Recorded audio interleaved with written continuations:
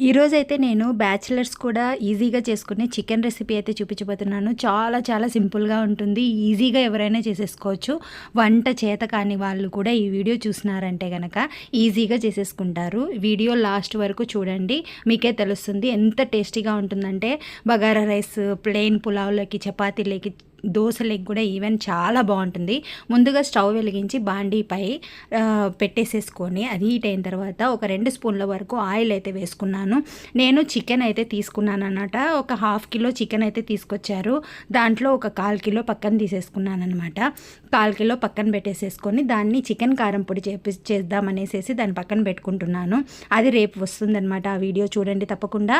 తర్వాత ఈ ఆయిల్లో ఒక పెద్ద సైజు ఎర్రగడ్డ అయితే వేసేసుకున్నాను. ఎర్రగడ్డ కట్ చేసేసుకొని వేసుకున్నాను. అందులోకి పచ్చిమిర్చి, కరివేపాకు కూడా వేసేసుకొని కాస్త లైట్గా ఫ్రై అయిన తర్వాత అల్లం తెల్లగడ్డ పేస్ట్ 1 స్పూన్ వరకు వేసేసుకొని ఇది కూడా పచ్చివాసన పోయిన తర్వాత టమోటా పేస్ట్ ప్యూరీ అనమాట మిక్సీలో పట్టేసుకున్నాను. ఒక 2 టమోటాలు అయితే వేసుకున్నాను అనమాట. నా దగ్గర నిమ్మకాయ అవైలబుల్లో లేదు కాబట్టి నేను టమోటా వేసుకున్నాను. కానీ టమోటా వేసుకోండి, చాలా టేస్ట్ అయితే చాలా బాగుంటుంది. టమోటా కూడా బాగా వేగిన తర్వాత ఆయిల్ అంతా పైకి తేలుతుంది.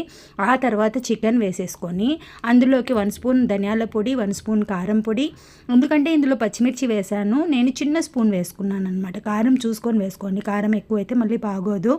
తర్వాత చికెన్ మసాలా ఒక హాఫ్ స్పూన్ వేసుకున్నాను. ఉప్పు సరిపడా, పసుపు కొంచెం వేసేసుకొని ఇవన్నీ బాగా కలిపెట్టుకొని మూత పెట్టేసేసి ఒక 3 మినిట్స్ వరకు నేను ఉడికించుకున్నాను అనమాట. ముక్కలకు బాగా పడుతుందనేసి ఆ మసాలా.